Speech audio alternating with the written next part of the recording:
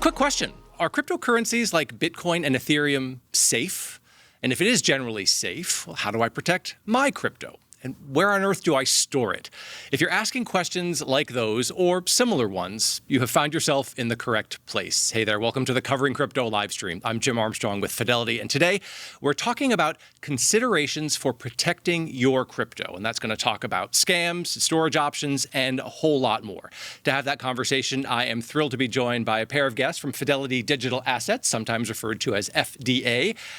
You've both been on live streams before, virtual on Zoom, but here we are in person. So thanks for making the trip to Boston. And I'd love it if you could just introduce yourselves real quick and talk a little bit about the work you do at Fidelity Digital Assets. And Brian, we'll start with you if that's okay. Awesome. Well, Jim, thanks for having us. Pleasure to be here. I'm Brian Allen. I'm a product manager at Fidelity Digital Assets. I lead our blockchain custody and wallet platform. So I'm happy to talk about, the different ways you can store crypto, how you secure crypto, how you use crypto, things like that. Have a lot of questions straight headed your way, Brian, so thank you. And Kristen. Yes, my name is Kristen, and I sit within the client services and experience team.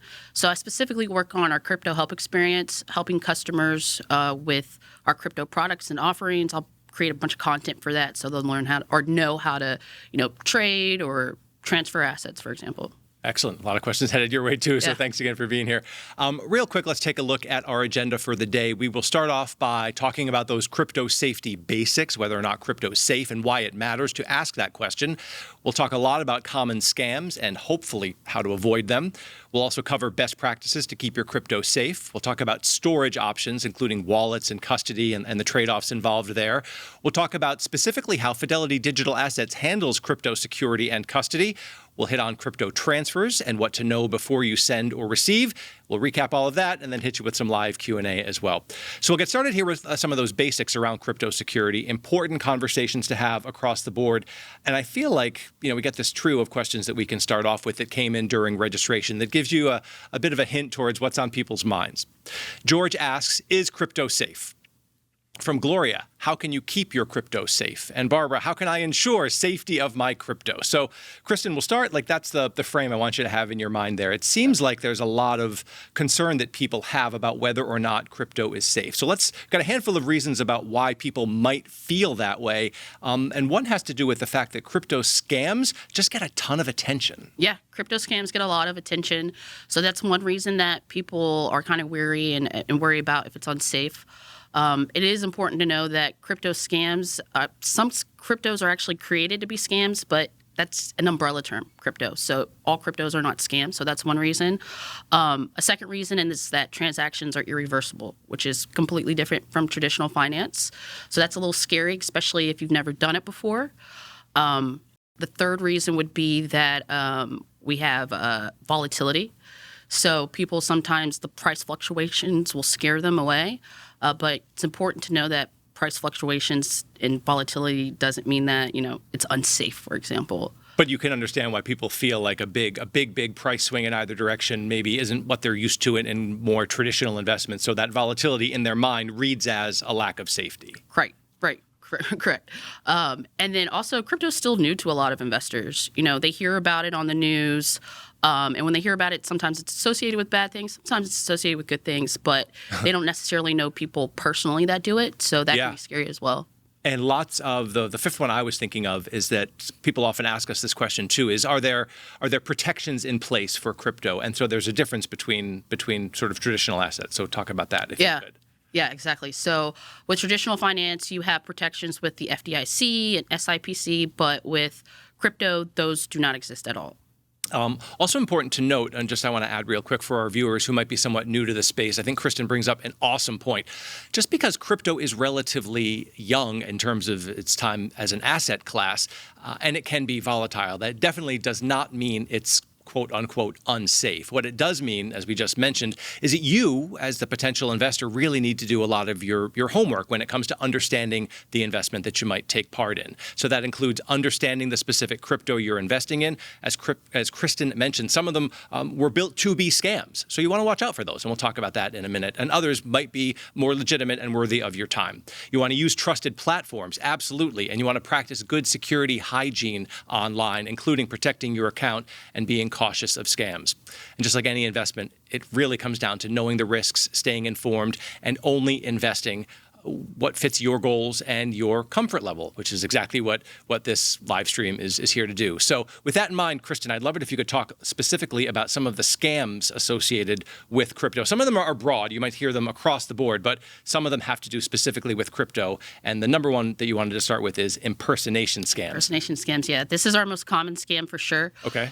This is when you have somebody that is a trusted contact. It could be a company. It could be a support rep. Even with the emergence of AI now, you see it, people like pretending to be a family member or celebrity. And they'll use a sense of urgency to try and get you to send crypto or give up your private keys or your password, for example. So this is something like maybe they've made it so that the phone number that you're receiving a call looks like it's from your grandmother or your partner or something like that, but it's actually the beginning of potentially an impersonation scam. Yeah, or they'll even clone their voices, for example. How about, and I think the step after that one is a romance or a confidence scam. These, for me, feel particularly scary. Yeah, these are similar, but they're a little different in that the impersonation scam relies on urgency. Yep. This one, they take their time. So you're talking about weeks, sometimes it's even months before they'll hit you with oh, I've got this great investment opportunity, or, hey, somebody in my family's really sick. Can you send me some Bitcoin to help us out? So this is, they've built a relationship with you over time. Over time. And I feel like this could be, I think we've all gotten those text messages that say like, hey, sorry, I missed you for lunch yesterday. And then they're, and you didn't miss anybody for lunch yesterday. But what they're trying to do is build that conversation with you. And it's a numbers game for them, right? They'll keep doing it until they get someone on the line. And then they'll try to get crypto from you? Yep, they'll try and get crypto from you. They'll try to convince you to fall in love with them. Yeah.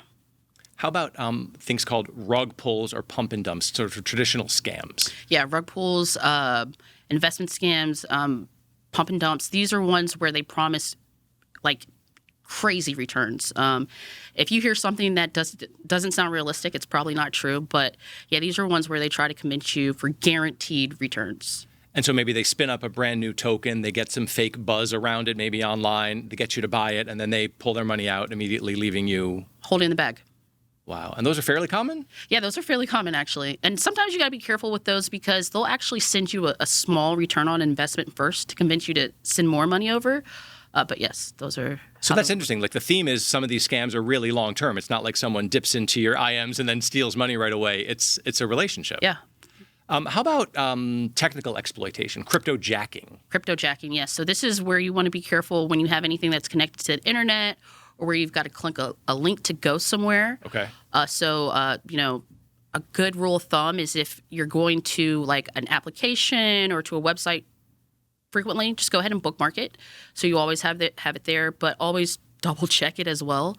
And then it also can like exploit like your wallet with the technical exploits. So if you're linking it to something, that's where you want to watch out, what are you connecting it to? So these are some of those basic digital hygiene things. Don't click on suspicious links. If you didn't ask for the text message, don't respond to it. Don't engage with it generally. Correct. So anything that's like phishing is what we'll call it sometimes. Okay. And how about the digital asset scams that tie into NFTs, non-fungible tokens? Yeah. So non-fungible token scams, these, I've been a victim to these a couple times, but with the NFT scams, like say they'll, and also have to be careful because sometimes these will be on legitimate websites. Yeah. And say you're going to buy a CryptoPunk, this was created in 2017, but somebody will create a replica or a counterfeit that looks exactly like it, same price and everything, but you're buying the fake version of it. So just look at the transaction hash or transaction hash and just ensure that it was made by the right people, it was sent from the correct wallet, and around the same time that you're looking at it. All right, comprehensive list there, Brian, but I want to turn to you. Anything else sort of globally that you think people should be aware of when it comes to protecting themselves from crypto-specific scams? Yeah, I mean, that's a pretty good list, so thank you, Kristen. Maybe the only thing I'll add is always remember, what were you originally trying to do? Like, what's in it for you? There's a lot to learn. There's a lot of places that you can go off, but what were you trying to in the very beginning? And then what you're actually doing going to accomplish that goal? The big thing that goes along there is just go slow. There's no urgency. If someone else is putting urgency on you, that's a huge red flag. And even yourself, if you just want to go fast, it's better to take the extra few minutes to double check, triple check. What are you really accomplishing? Excellent. And to learn more about staying protected against crypto scams, we've got a resource that we'd love for you to bookmark. It's on fidelity.com/learncrypto. If you've seen the live stream before, you know that we send you there a lot because it's got a ton of great resources. But there happens to be an article right at the top of that page on crypto scams, along with a lot of other resources as well. So that's a great place to go and visit, fidelity.com/learncrypto. Brian, outside of scam awareness and protection, what else do you think, again, at a high level, we'll go deeper in a second, but at a high level, what do people need to know to keep their crypto safe?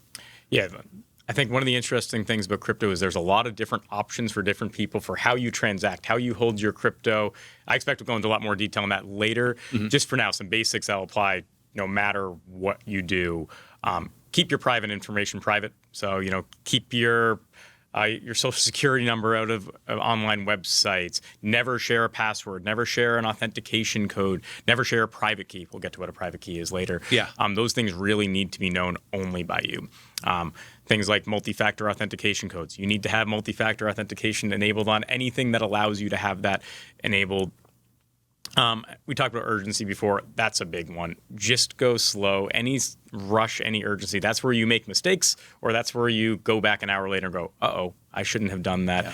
Things like that. And the final thing I'll say here in this kind of intro is really know who you're doing business with and how your crypto is secured. There's likely going to be some party that you deal with at some point of your crypto journey, whether it's where you buy your crypto, where you hold your crypto, the company you buy a wallet from, the app you use on the phone. You should always go deep into, who you're trusting along the way, because there's always something in there that you're doing. And sometimes the tip-offs, I feel like, can be a little bit obvious, like a misspelling, for example. I mean, I think I work on the team that helps send out sometimes emails from Fidelity. They are spell checked and quality controlled to within an inch of their lives. So you're never going to get an email from Fidelity where the I in Fidelity is spelled with an exclamation point, for example, right? But you need to be sort of vigilant looking for things like that. Correct. All right, Brian, you alluded to storage. Got a question now from a viewer named Laurel who wants to know the best way to store crypto, which sounds like it fits perfectly well with the majority or the plurality of people watching right now. So, Brian, there's no best way, so I'm not going to put you in the position of having to do that. But what are some of the ways that people can explore when it comes to storing their crypto? Yep, definitely not going to answer the best way, but what we can say is what's really important when you get started. Also, it's always good to learn and have some fun with it. We highly encourage that. Just high-level options would be, number one, you can do it all yourself. For number two, you can use a custodian, a company like Fidelity Digital Assets. So I'll kind of level set with one of a very exciting thing about crypto, a powerful thing about crypto, but also very intimidating is you do have the control in your own hands if you want it. You have options. It's not just everyone does it the same way. It's about figuring out what's right for you. One main option is the self-custody option, the self-hosted wallet option, where you control the underlying blockchain security yourself. Okay. That's where you control the private key. You are in full control of the transactions. You have to secure that wallet, secure that private key yourself, but that means you're the only one involved. The other option would be using a third-party custodian, company like Fidelity Digital Assets, where that custodian takes care of all of those things on the back end of the underlying hardware security, the underlying connectivity to the blockchain, tracking your balances, offering you web portals to do transactions, giving you statements, tax things, all that good stuff. And I expect we'll probably go into more detail on each of these, but for right now, just know that you do have options, and it's all about that trade-off. Do you want the self-custody option, where you have more power, you have more control, but it's all on you. You have the accountability for those decisions and how you secure it. Or do you want a third party to take care of some of that really hard stuff that you may not be as familiar with, but the inherent risk is you're then trusting that third party? We get the question a lot, and I see it already coming up in the live chat today. Not your keys, not your coin, meaning people feel like they're surrendering a little bit of that autonomy by using a third-party custodian. Talk about a little bit more about that trade-off there, because if you do, or if you're solely responsible for your keys, yeah, you have control, but that also means you assume 100% of the risk. Yep, exactly. And I'd say I definitely agree with the sentiment of not your keys, not your coin, Sure. but I wouldn't necessarily say it's accurate either. What people are trying to say when they say not your keys, not your coin is if you don't own it and have 100% of that control yourself, you don't know that it actually exists. So a big parallel would be, hey, if you have a gold bar you better have that gold bar in your hand or under your mattress, buried in your backyard, or it doesn't exist. That's what people are saying with if you don't have self-custody Bitcoin or any other crypto, you don't actually own it. That's the sentiment. I think that is somewhat true. I get it. But the flip side would be as long as you pick a custodian that you really trust, that custodian is regulated in the right way, audited in the right way, and gives you enough information, there's a counter argument too. And I'm not going to say which one I agree with. That's up to all of you to decide. Yeah, right. It absolutely belongs to each person figuring out their own unique storage plans. Speaking of which, Kristen, a question for you that came from Laura when she registered. She wants to know what storage options are for keeping crypto safe, for example, different wallets. So we've already started using that terminology here, which I think can maybe sort of kind of trip people up a little bit because they know digital assets are digital. Right. You can't hold them. So what does it mean to have a wallet for storage? Right. So a wallet is a self-custody option. Okay. And it is an optional option. It doesn't have to be your only option. It can be combined with other options. But there are two ways you can use wallets. You can either use it as a hot wallet or a cold wallet. Okay. So a hot wallet is something that's connected to being online at all times. Typically, you see this in the form of an app on your phone, or it'll be an extension on a web browser on your desktop. A cold wallet is often a hardware device for individuals. So it's something that looks like a little USB, not a USB cord, but just a little like USB. A thumb drive. A thumb drive, exactly. Now, there are different security risks with both of them. Like I said, the hot wallet, it's always online. So going back to those technical scams, like you could potentially connect your wallet if you're trying to buy an NFT to a bad actor. Or a website that is going to take your keys, not your keys, not your crypto. If they have your keys, they can take your crypto. Yeah. And then with the cold wallet, the cold wallet's never connected online. Is that the right way to think about it? Or no, it can be connected. You can some people actually do use cold wallets to participate with decentralized applications. It's not advised to. Okay. Typically, that's where people keep most of their stuff. Yep. But also with the cold wallet, just going back to what we were talking about with private keys and whatnot, if somebody were to ever get your private keys, and this also applies to hot wallet, if somebody were to get access to your keys, that 12-word phrase or 24-word phrase, they can go buy a different wallet or go sign into an application online and put those same 12 words into there and just take your crypto from there. So those are security concerns with them. But just to narrow it down, cold wallet, offline, typically used for storage long-term. Okay. Hot wallet is something that's always connected to online. It's in the form of like an app or something, and quick, easy access for a hot wallet. And so maybe you'd keep some of your crypto in a hot wallet if you're transacting with it on a fairly regular basis, whatever your cadence is, and cold wallet might be more longer-term storage. Is that correct? Yeah, you can look at it like that. And you said seed phrase or passcode. What, I think for most people that probably reads just as password, but it's a little bit more involved than that. So talk about those seed phrases. Yeah. So a password for like your cold wallet or your hot wallet will actually get you into it. Yep. So you can just open it up, kind of like you open up your iPhone. It's like you put in your PIN. But a seed phrase is what is used to actually track your crypto. So when you open up a wallet or when you create your wallet, the wallet application will say, these are these 12 words, write them down. This is how you control your crypto. And even before you go beyond, they'll say, all right, did you write it down? And they'll give you 4 words and say, put in the rest to make sure that you put it down. Yeah. Because, God forbid something happened and you lost that wallet. If you still had that seed phrase, you could go to, Walmart or any store, buy a hardware wallet, take those same 12 words, put them into the wallet once you open it, and your crypto will magically appear because your crypto is connected to those seed phrases.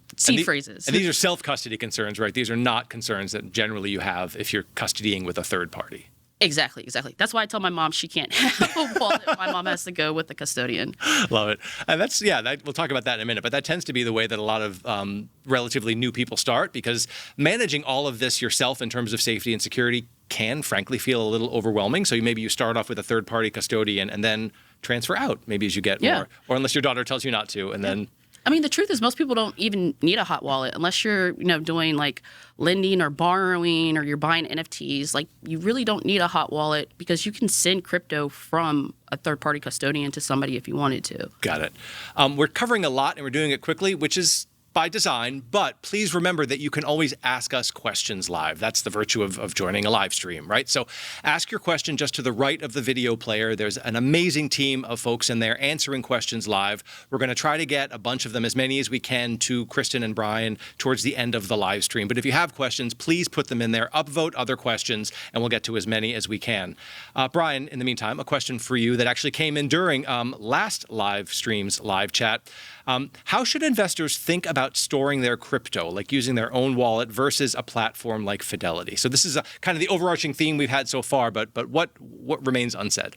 Okay, so definitely goes back to the trade-offs we were talking about earlier, with the high-level trade-off being self-custody, full control. Yep. Full accountability. If something goes wrong, you have to do it right yourself. Where a custodian has the pro of they handle a lot of that stuff on their own, meaning you're trusting a third party. Hopefully you choose a reputable third party. I think Fidelity Digital Assets is one of those. But then you're trading off, you are using someone that's not yourself. You're relying on that organization to do security. I mean, going a little bit deeper on that. Yeah. The self-hosted wallet, the self-custody solution that Kristen was talking about earlier, you can do a lot of things with those. You can go off in DeFi, you can buy NFTs, you can participate in many different blockchains. They're extremely powerful, and it goes back to what are you actually trying to do? Do you need those features? Do you want to, use your phone to pay with crypto for a cup of coffee? Do you want to be trading on decentralized finance all day long? Or do you want to buy your digital assets once or once a month, and other than that, not transact? That's going to inform the rest of your decisions. Going a little deeper on the self-custody solution, there is a lot of different considerations to think about. Are you using your phone? Are you getting a hardware device? Which hardware device? You definitely need a backup of that hardware device, of that seed phrase or private key that Kristen was talking about. Where do you put those backups? Do you tell your friends and family about those backups? Do they have instructions? There's a lot to do there. And again, that's powerful. That's awesome. A lot of people that's one of the best things about crypto. Not your keys, not your coin. You can design that yourself. Yep. And nowadays you can do a lot better than, hiding a gold bar under your mattress when it comes to self-custody of crypto. When it comes to using a custodian, biggest benefit, obvious benefit, if everything I just said sounds horribly intimidating and you're just trying to get started, just use a custodian like Fidelity Digital Assets. You can get up and running very, very fast. If you pick a trusted platform that you trust, you have a lot of security out of the box.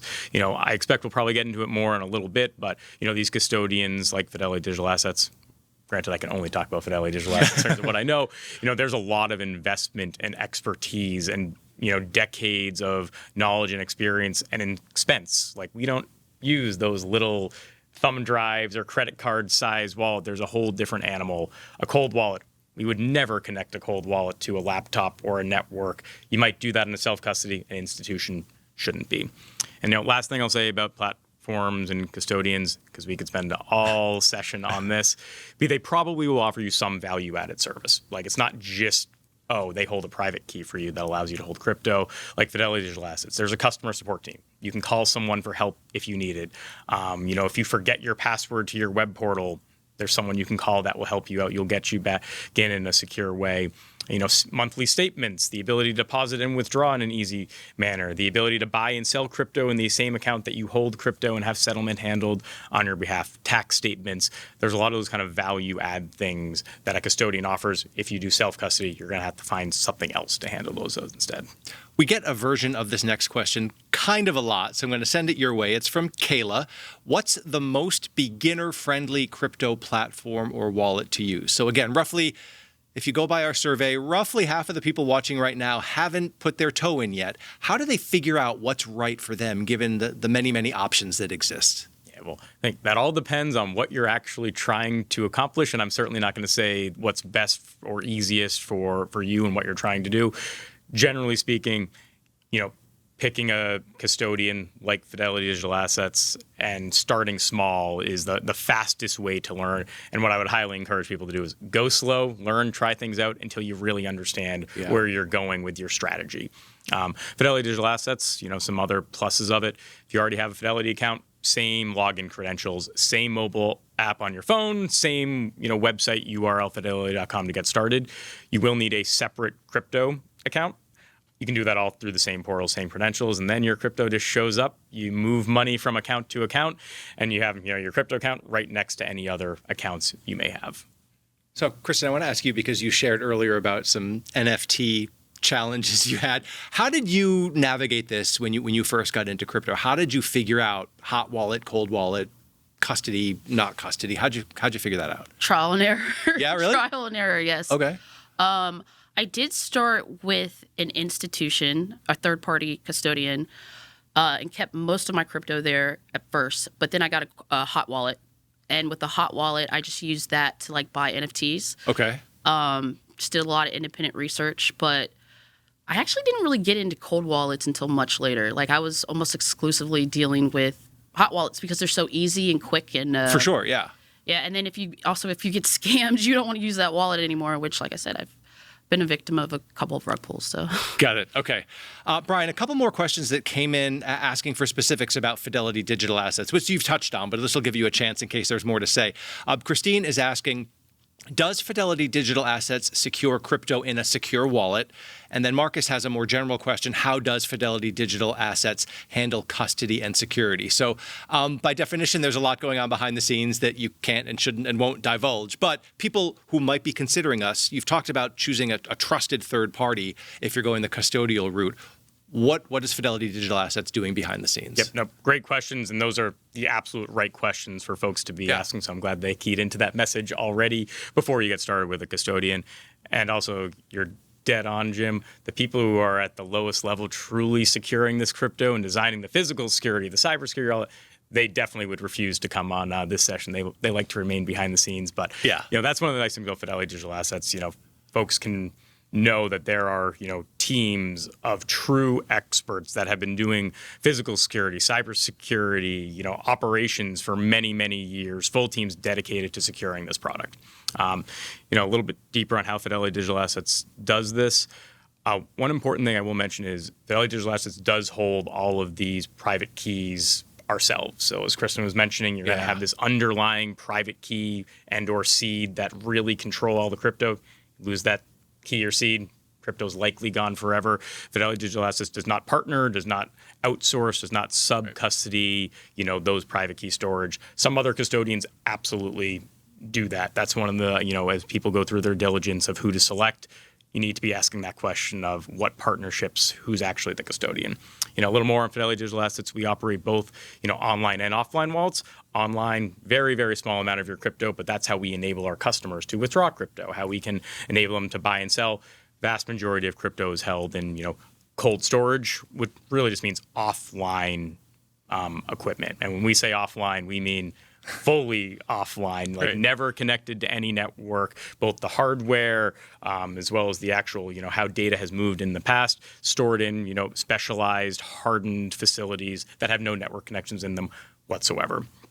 And we could go on, and I'll try not to, but I kind of want to. But the last thing I'll say is, Fidelity Digital Assets believes very, very strongly in multi-everything. So that defense in depth where, based on some of these risks we were talking about earlier and the threats and the things people have probably seen in the news of lost crypto, you need to have controls at every single layer of your stack. Where if one control fails, two controls fails, it shouldn't matter because you have the multi-everything. So that's multiple people, multiple approvals, multi-factor authentication, multiple safeguards, time locks, all of those things layered together for that level of security that we know our customers want. Excellent. Let's pivot to talk about transfers now, which is a pretty popular topic, I think. Kristen, a couple of questions came in for you. Wayne is asking, can my existing wallet be linked to my Fidelity accounts? And then in a recent live chat, we had a similar question. Is transferring my crypto from a different company to Fidelity safe? So high level, we can do transfers to and from your Fidelity crypto account. Right. But how about these questions about linking it and other safety questions? Right. So you can't link it the way you link a bank account to your brokerage account. Okay. But you can send crypto from another exchange to Fidelity, and it is safe as long as you follow certain things. Like Brian was saying, go slow. Yep. So make sure if you're sending it from another exchange to Fidelity that you double, triple, quadruple check the wallet address that you're sending it to. Make sure that you're sending it on the correct network. So if you're sending over Ethereum, send it over as Ethereum. Don't send it on a second layer because it's a little bit cheaper. Send it on that layer 1 blockchain. Okay. Yeah, and if you want to transfer assets or transfer your crypto into Fidelity, what you have to do is what we call enablement for transfers, and you can figure that out in your account. Or you can go to the website my team handles, which is fidelity.com/crypto help.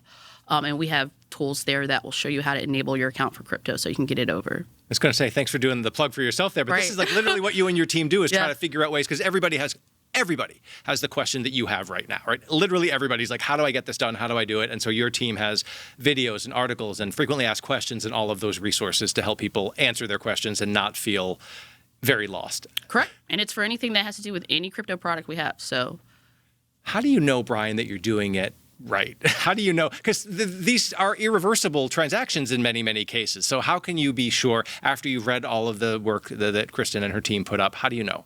Yep, you triple check everything. And, okay. No, I'm glad you reiterated the irreversible point. That, like, we really mean irreversible. Like, you need to do this thing right. You should be a little scared when you're doing it. Hopefully not intimidated, that's so scared that you don't get involved. But every single time you do a transfer, you want to go slow, triple check everything, and really know what you're doing. So I'll kind of reiterate some of the points Kristen made of, you're going to check the address and the amount. You're really going to look at that blockchain network.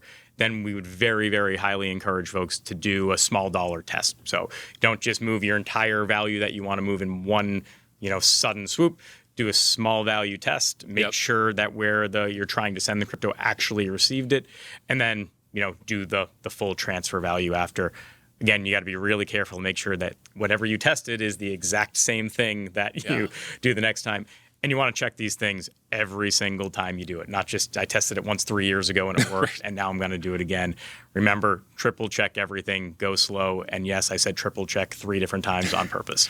Every time I have transferred crypto, there's always that slight anxiety / pit in my stomach. Yeah. Like, am I, right? So that, to your point, encourages me to go maybe a little bit slower than I quote unquote should after having done it for a bunch of years. But I don't want to do it wrong, so I go slow. Exactly. Would love it if you could just, what are 1 or 2 nuggets that you would hope people watching the live stream right now take away? We have covered a lot. We're going to cover more. But what are the 1 or 2 things you think this is what you must remember, Kristen? Yeah, I would say number 1, be wary of urgency. So for scams, or even just personally for yourself, piggybacking off of what Brian said, go slow. The second thing I would say is definitely do your own research. If somebody offers you something and it sounds too good to be true and there's guaranteed returns, don't just take their word for it. Actually do your research, go to that website. If you are a Fidelity customer, give us a call. We do have client services that can help you if, you're being told something is a good investment. And then, I would say those are the 2 biggest ones for me. Great. And Brian? Oh, those are good ones. Can I steal them? I'll kind of riff off it a little bit. I think biggest thing is just know what you're actually trying to do. You don't need to know right away, but along the way, make your own decisions of what do you value? What is your strategy? Who are the people you trust? What's your own knowledge? And I always like to say, have some fun with it. There's a lot of resources out there. This live stream is a great start, but this does not have to be the end. There's a lot of fun things out there. If you do want to invest in the asset class, hopefully you are engaged and you know what you do. You want to learn both first, but it never stops. You keep going along the way. And I would reiterate, fidelity.com/learncrypto has a ton of impartial, neutral information about the considerations that you should be having in mind as you start to make these decisions. And again, you can learn at your own pace. That's the virtue and the value of fidelity.com/learncrypto is that you can, again, watch a video, look at an infographic, read an article, check out a frequently asked question or 10 or 20, and then really build up your crypto confidence that way. David is asking, in what specific situations would you use hot versus cold wallets? Kristen, what would you say? Yeah. So for a hot wallet, so there's a lot of people that are interested in decentralization. You might hear the term dApps a lot. So what's dApp stand for? Decentralized application. Oh, right. Okay. So say you wanted to do like lending and borrowing in a decentralized way, you could use a hot wallet for that. If you wanted to buy an NFT, you could use a hot wallet for that. If you wanted to trade meme tokens, you could use a hot wallet for that. That way it's not connected to, your cold wallet or your personal account. A cold wallet would be used more so just for like personal safety and security. One thing that a lot of people resonate to for cold wallets is that with cold wallets, it's like you own it, but you also control it. Yeah. So God forbid you were in a situation where you lost access to banks, or, there was a major disaster, natural disaster, all the internet's out. If you could get in a car and go to the next state over or the next country over, you could take your cold wallet and you could upload it and you could get your cash out that way. Or you could actually send it to Fidelity, because now Right. you have a Fidelity crypto account, but you have that money on your cold wallet. But really just for, I know Brian said don't keep it under the mattress, but really just having some money under the mattress for real. Yeah. So I feel like maybe cold wallets, in my mind at least, I put them in the place for long-term storage. Like Brian said, maybe you're buying a lump sum or you're buying once a month, and just if you maybe have that long-term mindset, a cold wallet, put somewhere safe might Yeah. do that. Yes, put somewhere safe that nobody else has access to. Brian, a question from Lemuel to you. Do I need a cold wallet for the cryptos I own with Fidelity?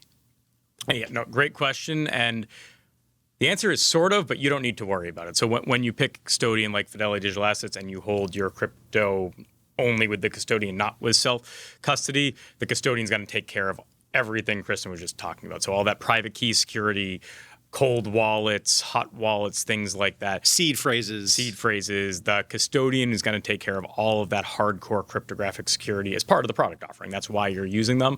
I will kind of mention that doesn't mean that the customer is fully off the hook for security either. You're still going to have your own username and password, multi-factor authentication code, that way that you get into your account, but similar to any other financial services offering where you're abstracting away the complexity of the crypto here. But no need for an actual thumb drive, credit card type thing, Fidelity Digital Assets. Not at all. Fidelity Digital Assets has many of those cold wallets. They just handle it on behalf of the platform. So customers don't have to know, hey, what percentage should I keep in my hot wallet? What percent? Nope, that's what Fidelity Digital Assets is there for. Got it. I will take this next question. We got a lot of them. The general flavor of this very common question today is, if I have an ETF or an ETP, is that considered, quote unquote, owning crypto? And so I guess it depends on how you define owning crypto. But for the purposes of today's conversation, the answer is no. If you own, for example, a spot Bitcoin exchange-traded product, you don't own Bitcoin.